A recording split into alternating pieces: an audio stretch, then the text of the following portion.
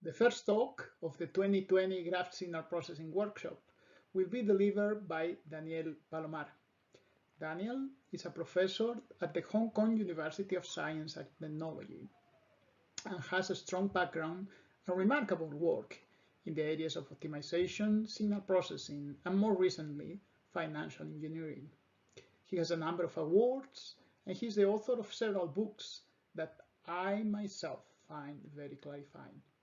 Today, he will be talking about how, using as input a time series representing the evolution of the price of a set of stocks, we can build graphs that help us to understand the relationships and dependencies among the different stocks. Thank you, Danny, for recording this talk. I hope that all the audience will enjoy it. Hello, everyone. Thank you for watching my presentation. I'm going to talk about learning graphs in the context of financial markets. So this is the outline. I'm going to start with some basic introduction to graphs, and then I will move to the state of the art of learning graphs in the community. I'm going to make several connections among the different methods, building up until we will be ready to deal with learning graphs from financial time series.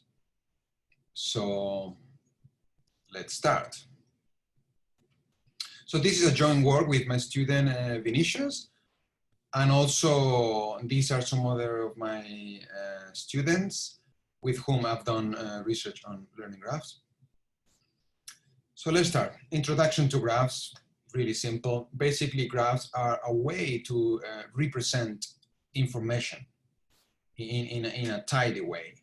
So a graph basically is composed of nodes, and each pair of nodes can be connected or not with different strengths as well. So that's it. There are many examples of graphs. One of them is a social graph. In this case, a node may represent a person. And in this kind of graphs, typically the connections between nodes is quite simple. So if you are friends, you are connected. If not, you are not, for example. However, there are other graphs like genetic graphs or brain measurement graphs where the connection between the nodes is not so clear. Another example is a financial graph. In these graphs, each node represents a company. Now, it's not clear whether two companies are connected or not. So it can be done analyzing the companies or whatever, but it's not clear. So the question is, can we learn the connectivity from data? The idea is that each of these nodes is going to be generating data.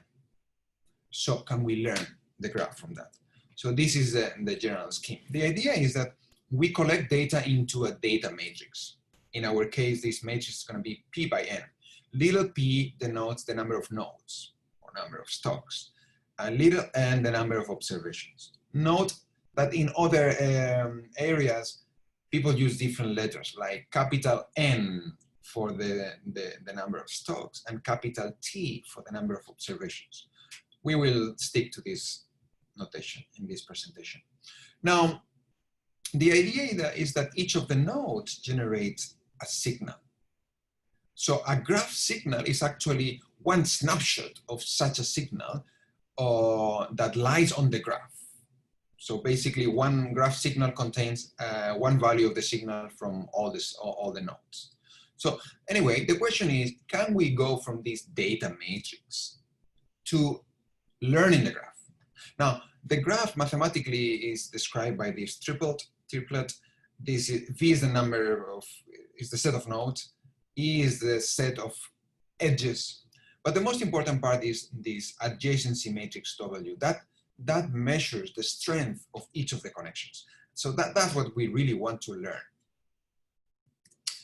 Now, this is a toy illustration, a toy example. And here we have a cloud of points, and automatically, without any human intervention, we learn the graph. Look at this nice graph.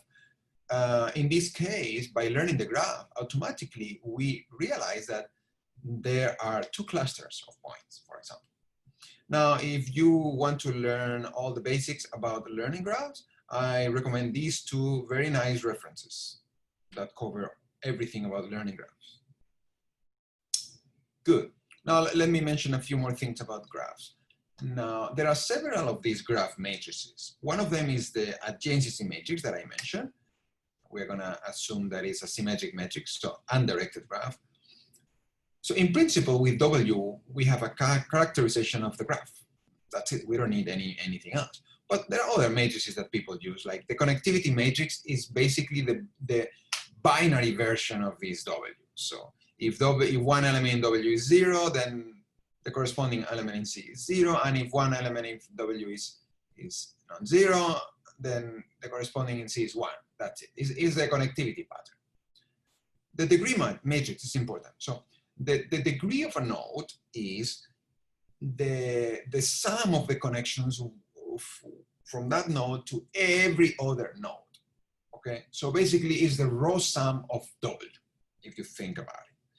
So that's why we write it like this. W matrix multiplied by the O1 vector.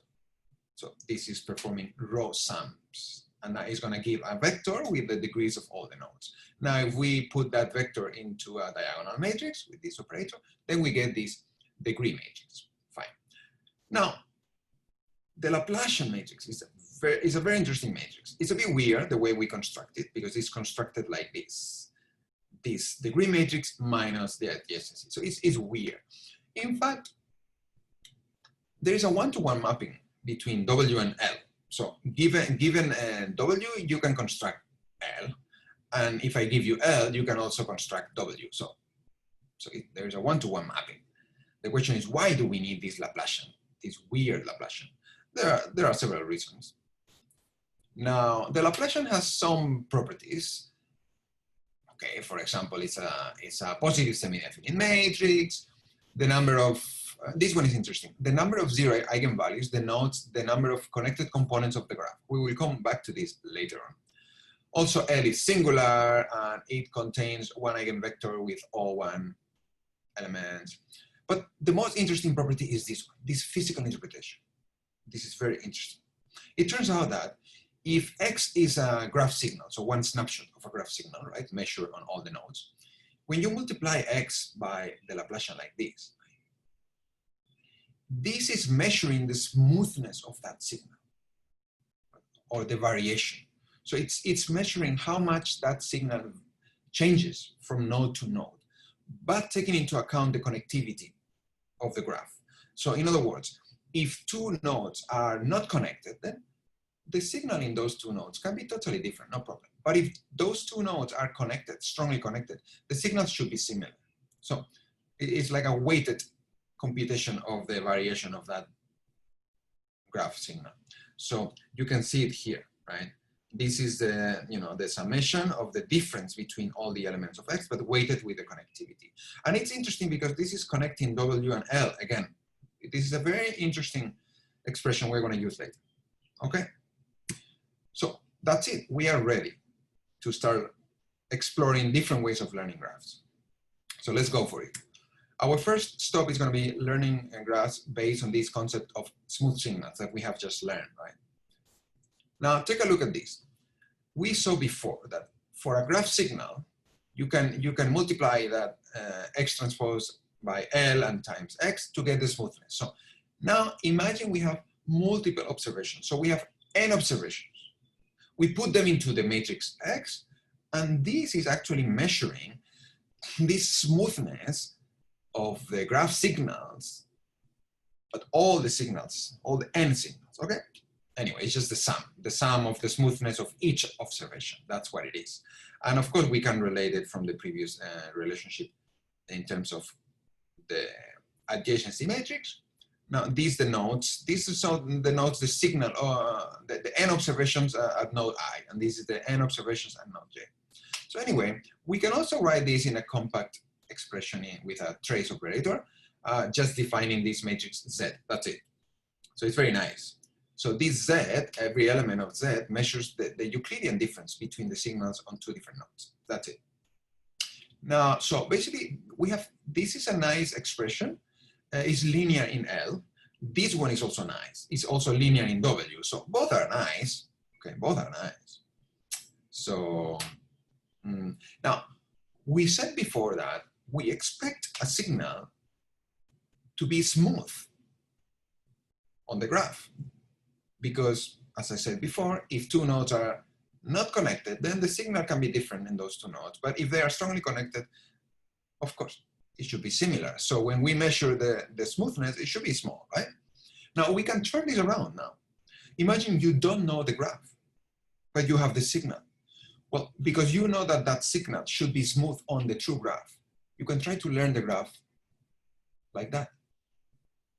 You can try to say, oh, let me learn a graph that makes that signal that I have smooth. So that's the way we learn a graph. Look at this. I am minimizing, so here X is given, is the signal given. So I'm finding L that minimizes the smoothness. And I can add some regularization term on the Laplacian, whatever. And of course I need to include the constraints on the Laplacian, right? And that's it. That's how I learn a Laplacian. This is very simple. This is the most basic formulation, okay? And there are many options for regularization terms. Now, equivalently, we could formulate this in terms of the adjacency matrix, instead of the Laplacian, in terms of the adjacency matrix. Now, these two are really equivalent. Some people prefer to formulate this learning method in terms of L, some people in terms of W, but I want to highlight that they're really equivalent. You can always write your formulation in both ways. So it's good to keep that in mind. Okay. This is one example of that formulation, and this is from 2016. Look, in this case, as a regularization, they use the Frobenius norm, and they also include an interesting constraint, this. This is to control the degrees of the nodes. Remember, when you multiply 1 by W, you are basically computing the row sums of the adjacency matrix. That gives you the degrees of the nodes. This is forcing the degrees of the nodes to be equal to 1. So, okay, good. We know what this is doing. Now, we could have formulated this in terms of the Laplacian, totally. Totally, it's exactly the same. Interestingly, when you formulate in terms of the Lagrangian, the degrees of the nodes are contained along the diagonal of the Laplacian, if you remember from the definition of the Laplacian. So just by taking the diagonal of the Laplacian, we get the degrees. So that's how we write the degree constraint. Okay, so that's our first example. Nice. Let's take a look at another example, also from the same year, 2016. Here, basically, it's very similar. The difference is that instead of having a hard constraint on the degrees of the nodes, we move that, we relax it, and we move that to the objective as another regularization term. So this is another regularization term, and it contains the log. So it's important because the log will make sure that none of the degrees of the nodes become 0. Okay, they will be strictly positive. Good. So that's it. Again, we could have rewritten this in terms of the Laplacian matrix. No big deal. Okay. Okay. Nice. Let's take a look at another example. This is also from the same time, 2015, more or less. And the difference here is that this formulation allows for some error in the data that we collect. That's it. So look, it is also minimizing the smoothness, right? But we are using Y. And what is Y? Y is something that it should be close to X, but it can be slightly different, so, to allow for some error in the collection of that signal. Okay. And here the degrees are controlled overall. So this is like the aggregate degrees of the nodes. So we are not controlling here one by one. We could have reformulated this in terms of adjacency matrix, but it would have been a bit more complicated in that case because then we have these. Remember, there is the Z matrix that depends on X. So in this case, it would depend on Y. So it's doable, but anyway. So That's it. 3 examples on this kind of smooth learning. Good. Now let's move to another approach. This is a more statistical approach, I would say. Okay? By modeling our graph signal as a Gaussian Markov random field. So this is the idea is that you take this this formulation, Gaussian Markov random field, and then you use maximum likelihood to estimate the parameters of that model, which in our case is the Laplacian. So this has been used in many papers over the past decade, and basically this is the maximum likelihood formulation. Okay, I'm not going to go into the details. Of course, there is the Gaussian assumption here. That's why we get this term here. This is some regularization, and of course the constraints on the Laplacian. By the way, this has a long history. Okay, if you can go back in time, if you ignore the constraints of the Laplacian, then basically this becomes the graphical lasso, for example. Good. Now, you can ask the question, okay, is it better to learn a graph based on this Gaussian Markov random field or based on the smooth signal approach? Actually, they are strongly connected. If you remember our example number 2 that we just saw before, it was like this. Now, you can see basically the difference is this term and this term. So here we have the log bet that follows naturally from the maximum likelihood formulation and the Gaussian assumption. And here we have these, which we use these to control the degrees of the nodes. So anyway, that's the difference. It's like 2 different, you can think of 2 different regularizations. This controls the degrees of the nodes. This does not. This controls kind of the volume of the Laplacian. It's different. The effect is different. But you can see they have the same form. Okay, good. Now let's talk about spectral constraints. What is this? So basically, we know how to learn a graph now, but we have no control on what kind of graph we are learning.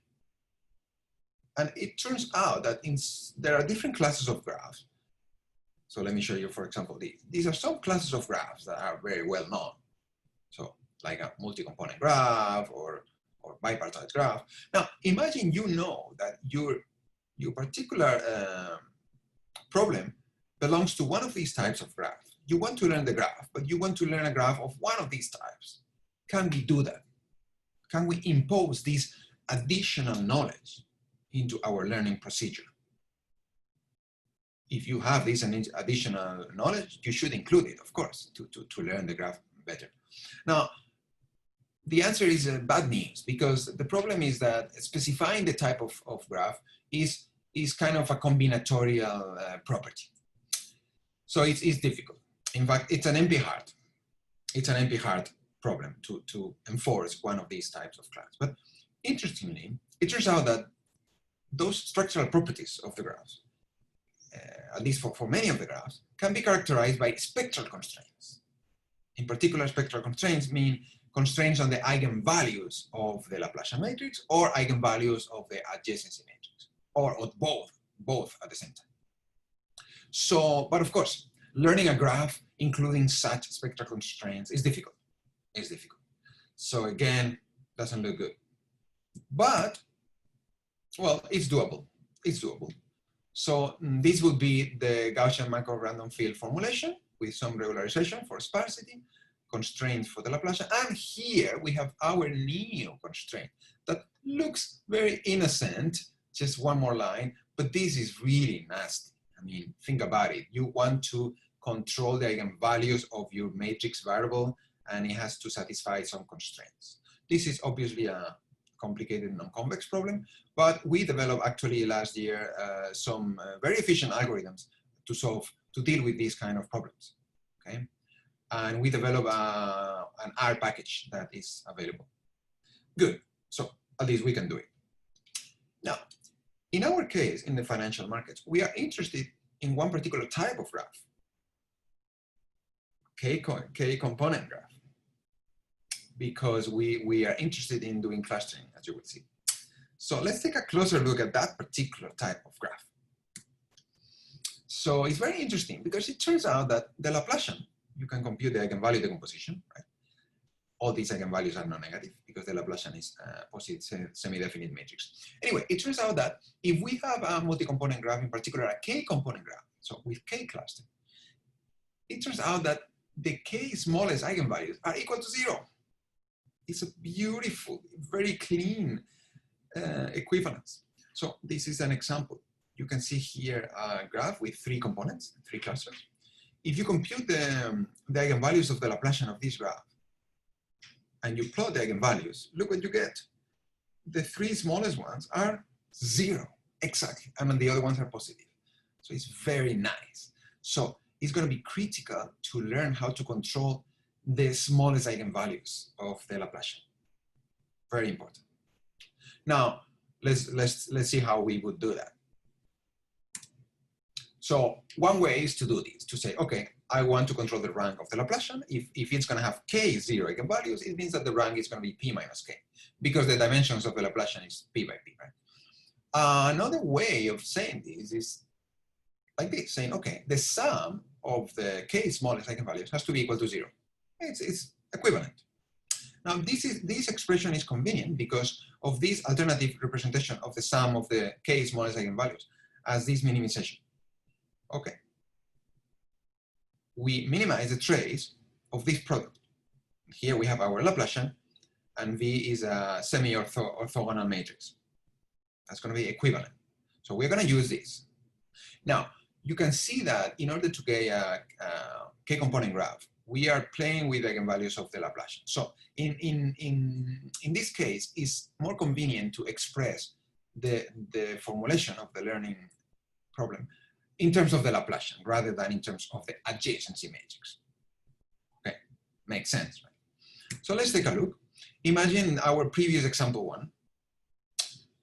So it was like this, right? We were controlling the degrees, fine. But now we include a rank constraint. That's what we do. This rank constraint, so that we can get a k-component graph. Now, again, this is a horrible constraint, non-convex, so we relax the constraint using the previous representation of this. Okay, basically, if we are minimizing, so this will be minimized. So if this guy becomes 0, then exactly we have a rank p minus k. In practice, it may not be exactly 0. It depends on the value we choose for beta, in fact. But anyway, it's going to be a small number, so it's going to become kind of k-component graph. Okay, so that's it. We can do that. This problem is not convex, but it's biconvex. Actually, not even biconvex, because we have this non-convex constraint on V. But it can be solved, alternatively optimizing with respect to L and V. No problem. It's quite simple. So that's it. We have seen an overview of the existing learning methods for graph and making connections among all these methods. Now, we are kind of ready to move to our financial context. Before we start with the learning methods, we need to take a look at the data, okay? Because depending on your application, the data has some characteristics. If you are dealing with measurements on the brain, then that's going to have some characteristics. But in our case, we are dealing with financial data. So we need to explore this data. So, for example, this would be the log price of an asset. In this case, is an index, the S&P 500. We usually use the log of the price rather than the price, because the log of the price has a nice modeling as a random walk. So it looks like that. Here we have like 13 years of data of the S&P 500 index. Fine. Now, however, a random walk is non-stationary, so it's difficult to deal with. So it's more convenient to deal with the returns. Returns are, you will see, are kind of stationary. There are many definitions of returns, actually. The simple return is the one we usually use, right? Is when you hear that company went down 1%, this is the return we are talking about, right? But actually, the log return is very useful as well, because it leads itself to better modeling. Okay? It's basically the difference of the log prices. Now, the good news is that these two returns, in practice, they are almost the same. So we don't need to worry too much. But the log return is the one used for modeling, and it's kind of stationary, at least if you believe the random walk model for the log prices, then of course it's stationary. Okay? We can take a look at the plot of real return for the SP 500. Take a look at this, 13 years of data. You can see that it's not really stationary. It depends on the period. There are periods of high volatility, periods of low volatility. So, but if you look at a shorter window of maybe 1 or 2 years, then yes, it is stationary. Okay. Well, let's take a look at some of these particularities of the financial data. It's called stylized facts. So these are particular things of financial data. So one is the lack of stationarity that I've been mentioning already. Volatility clustering is one aspect of this lack of stationarity that we will see in a moment. Absence of autocorrelation is also something very important for us because that's going to justify the IID modeling, in fact. This is also very important. Gaussian distributions do not hold in finance, really. So we have heavy tails. So we need to deal with heavy tails. And also even asymmetry of the PDF happens, as we will see in a moment.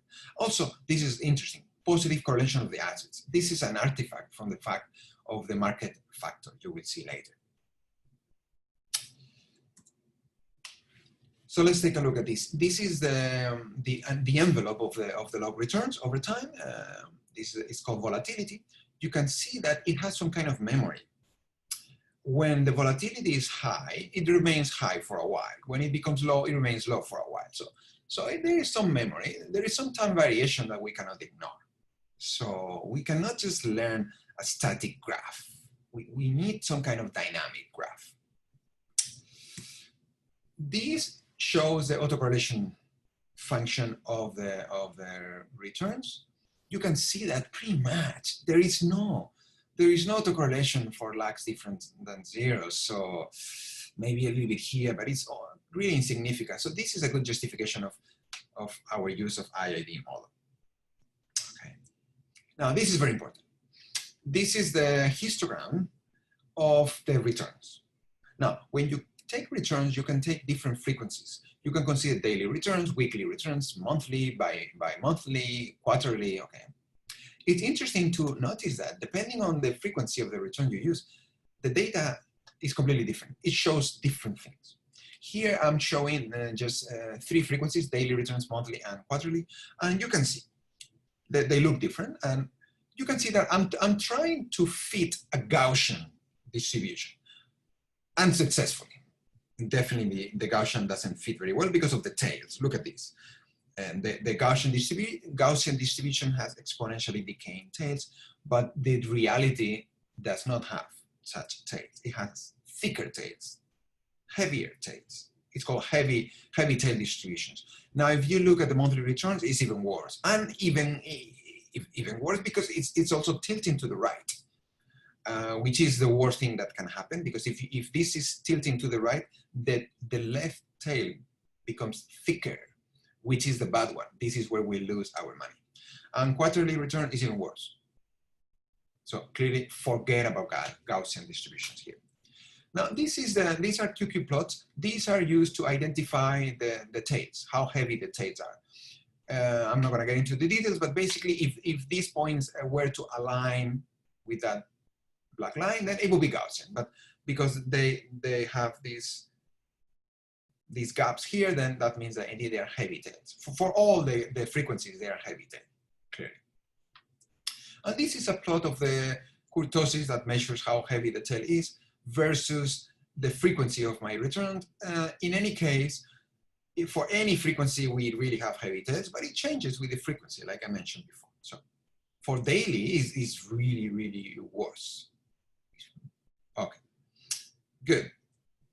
Now, this is the last thing we're going to explore, positive stock correlations.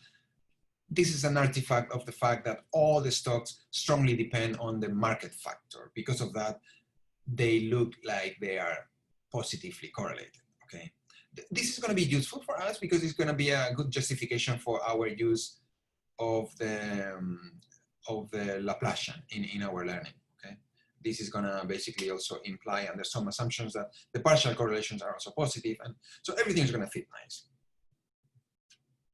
Let me finish with this, a reminder that you choose the frequency of the data, And depending on the frequency, everything is going to change. So this is up to oneself when we choose, okay? So for example, low frequencies have some particularities, and the main thing with low frequency is the scarcity of the data. Of course, if you have quarterly data, you don't have too much data there.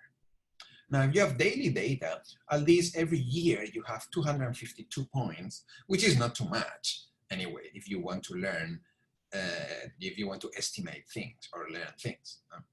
High frequency, on the other hand, has large amount of data available. So here you can consider the use of some other machine learning methods, deep learning methods. So the point is that we're going to use daily in our simulations.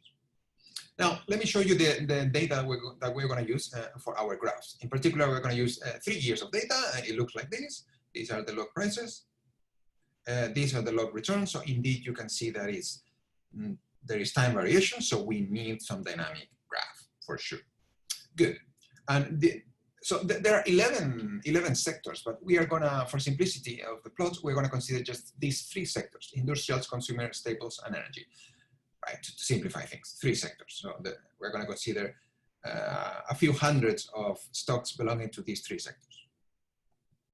Now, sectors. What are the sectors? So the sectors are a classification of the stocks done by experts. And the problem is that there are different ways of classifying stocks. You can use a production-oriented approach, or market-oriented approach, and so on. So there are several classifications. These are the 3 main ones done by different entities, and they are different. So that's the problem. They are different. So it's good to know the sectors of your stocks to diversify your investment. But which sector should you use to properly diversify your investment? So that's a problem.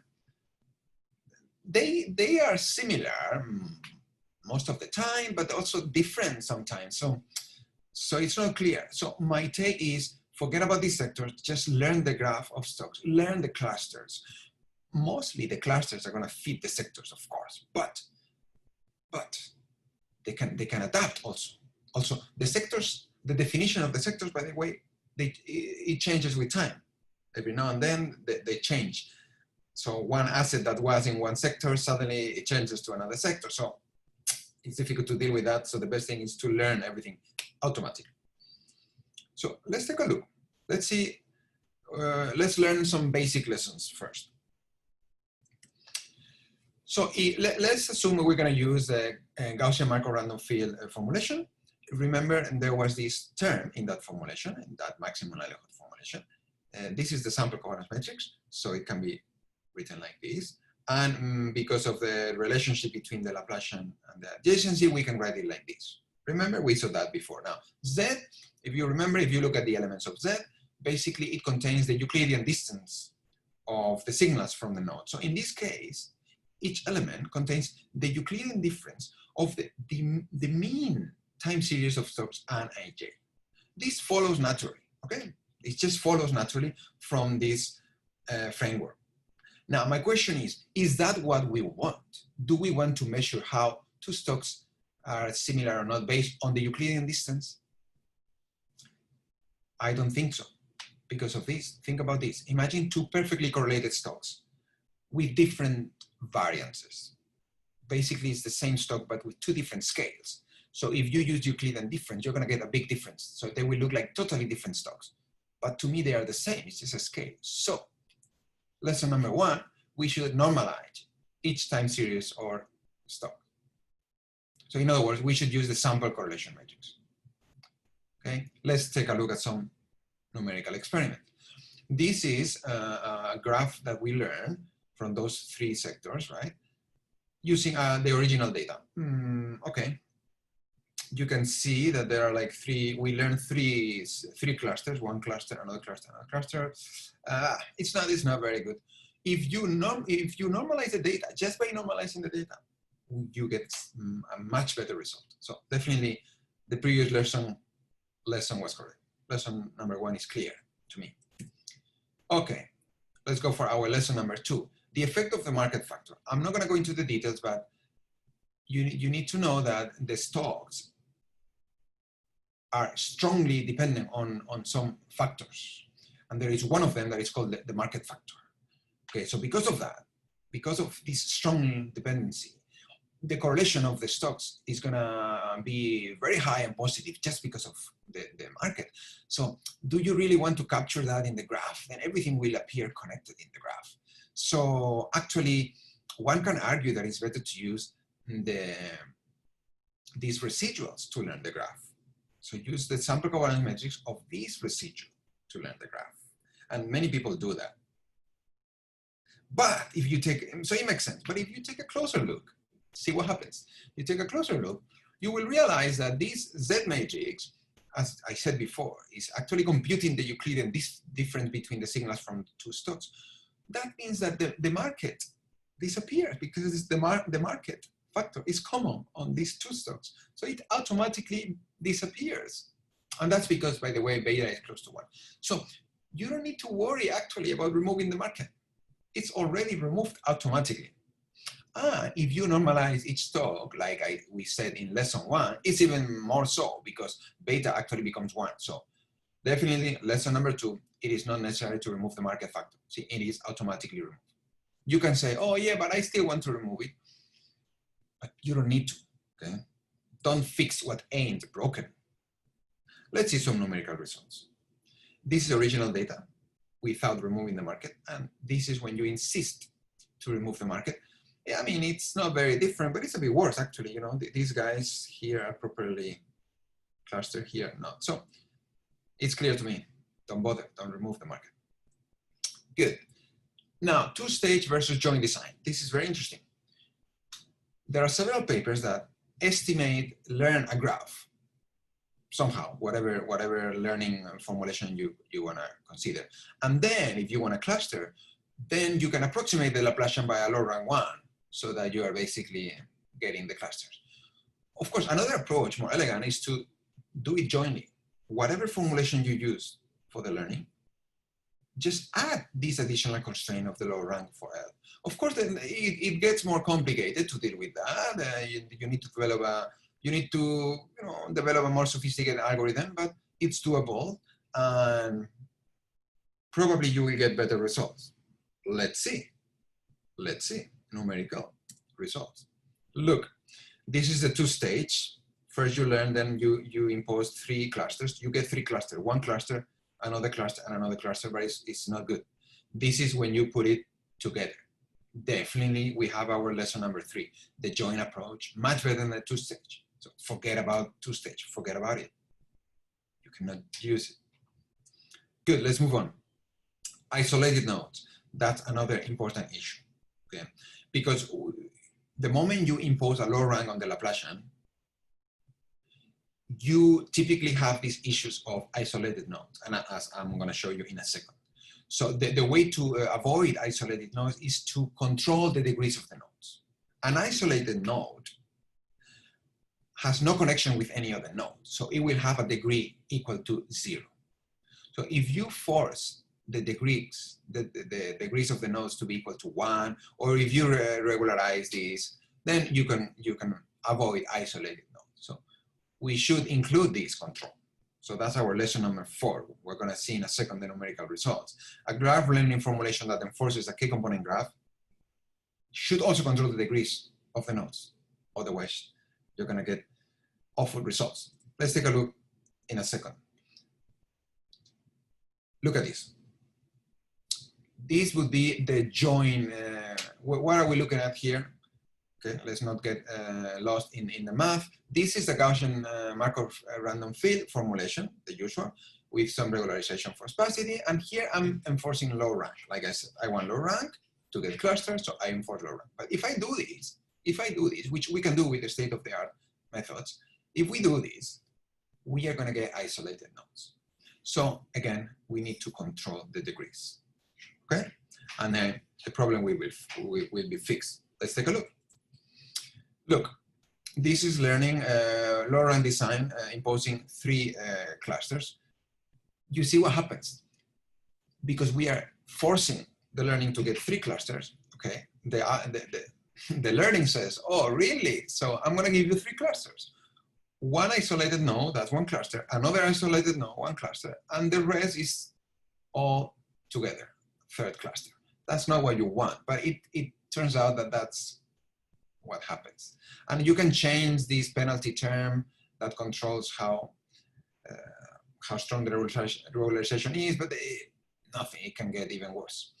But if you control the degrees at the same time as enforcing low rank, look, very nice. You really get the 3 clusters that you wanted, not isolated nodes. Good. Now, let's explore the heavy tail issue of financial data. Now that we have our nice formulation, let's look at the heavy tail issue. Okay. So remember, this is our basic Gaussian Markov random field formulation. This comes from the Gaussian assumption, okay? So, but we know that that financial data is not Gaussian, it's heavy tail distributed. So we should deal with that. And actually it's very easy to deal with that. We can actually formulate a maximum likelihood estimation, but assuming a heavy tail distribution instead of a Gaussian one. That's it. For example, one way of doing this is we can take a Tyler estimation approach.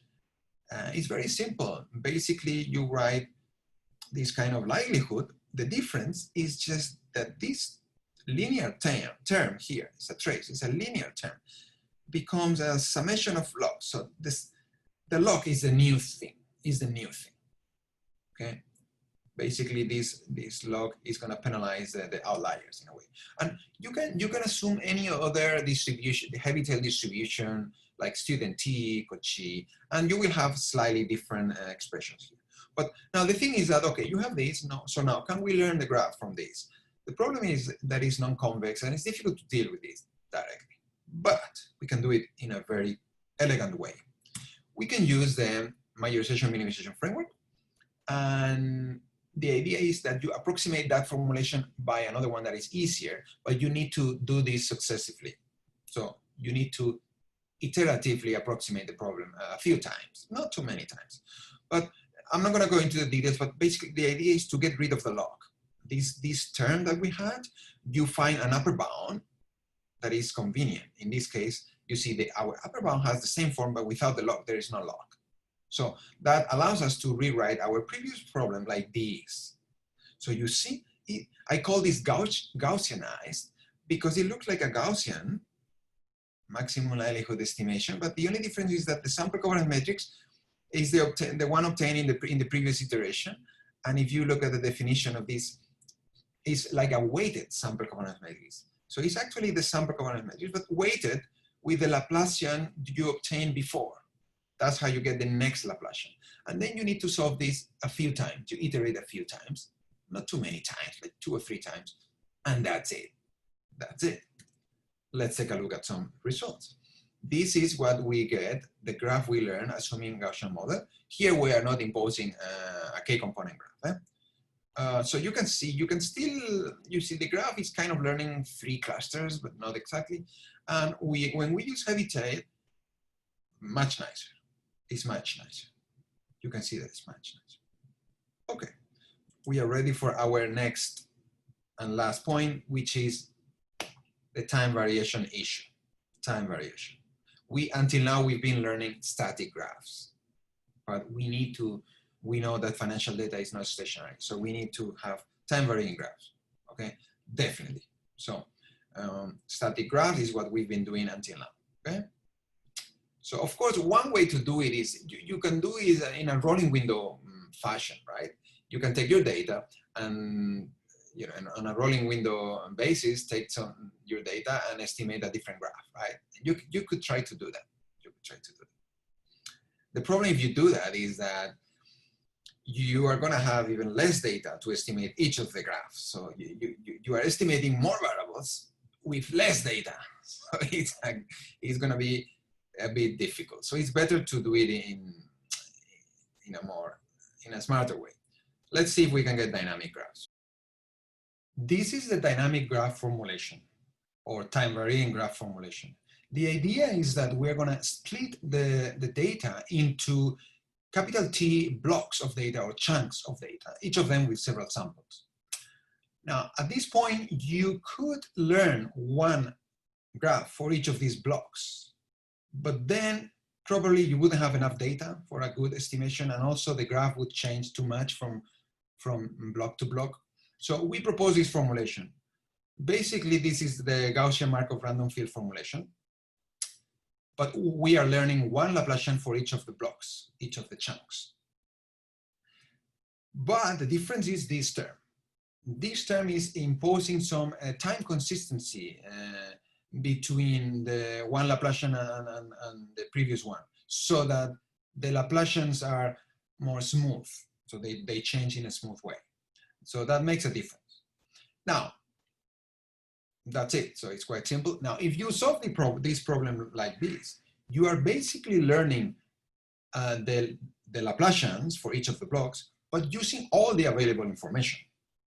So this is okay if you are going to do some analysis of the market using these graphs. But if you want to use these graphs for some forecasting or for some trading, then you cannot do that, right? You will be making a big mistake of look-ahead bias. In that case, you want to learn the Laplacians using the information at time t, at each time t, using the information up to that time. So this can be easily done with the same formulation, but on a rolling window basis. So let's take a look at some numerical results. We're going to use these few companies for a period of almost 1 year. So we have 230 days of data. So that's not too much data. And now we're going to estimate a dynamic graph. So in particular, we're going to learn a graph using the past 30 days. So each graph is learned using the past 30 days. So that's not too much data. So, but thanks to the time consistency term, it's still going to be possible. So overall, we're going to be learning 200 graphs, 200 Laplacians. And once we have these Laplacians, it's good to compute some measure for each of the graph, just one number, so that we can plot that number over time. That's what we call indicator measures. So you can think of many of them. For example, the time consistency term could be one of these. It will tell you how much it's changing. Or you can use the spectral radius, lambda, the maximum eigenvalue of the Laplacian, or the algebraic connectivity, the smallest eigenvalue apart from the 0, 1. So let's see what we can do with these indicators. This is, for example, here I'm showing the S&P 500 log price over time. So you can see that in the initial period is kind of, well, in this period is like, well, something weird is happening. Then it's like a bull market. And at this point, we have a bear market. So things are going down. Let's see what the indicators tell us. Here is the time variation indicator, okay, without time consistency, and this is with time consistency. So, well, the difference is not very obvious, but this one is a bit smoother, and you can see this with actually, you can see this with the dynamic range of the plot. But anyway, the point is that you can see that here, it's indicating that something was going on here, even though it wasn't too big, but something was going on. And here, of course, it's also indicating that we are going down. Of course, by the time we get the indication, it's a bit late, right? We are already going down. However, it's still good to have an indication, a clear indicator. Because if it's just going down, you never know if it's going to recover quickly. So like in this moment, it goes down, but it recovers. So, but this is clearly telling you, but yeah, it could tell you a bit earlier, to be honest. This is another indicator. This is the algebraic connectivity. Okay, so the lambda 2. So what's happening here? Well, you can see this is a bit better. It's detecting that something is going on a bit earlier than before, and this is a bit smoother, right, because of the time consistency. So that's good, that's good. And now let's take a look at the other one. This is the average of the two smallest eigenvalues, apart from the 0, 1, right? So let's see, this is quite nice, actually. Well, again, it's a bit late, but it's a very clear indicator that something is going, very clear, right? Very clear indicator. So let's see if we can use some of these indicators just for the sake of illustration, illustrative purposes. Let's consider the 1 over n portfolio. It's a very popular portfolio, also called uniform portfolio. So if we use this portfolio in this market, then we're going to get this performance. So we are getting all these laws here. But if we use some indicator to exit the market, okay, let's see what's happening. Look at this. We use one of the previous indicator, and basically here the market is going down a little bit. So actually we exit here. That's what we get, a flat cumulative return. And here, when it starts going down, we manage to get out. Of course, we have some loss, but we manage to get out. And then we manage to get in when it's recovering. So actually, it's pretty good. It's pretty good. If you look at here, the final wealth is about 1.1, and here is close to 1.4. So it's a very simple illustrative example, but it works. And then I would like to show a video of the evolution of our dynamic graph. It's a time varying graph. So just for fun, let's see how things evolve over time.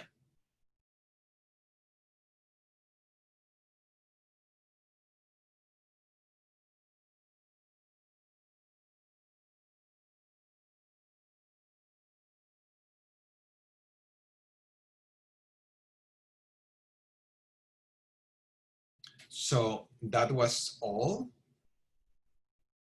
And if you want more information, please go to my webpage. This is the view of my university at HKUST. I am right now here. I am right now in one of these windows facing this. And indeed, the background that you see behind me is exactly what I see from here. Okay, enjoy. Goodbye.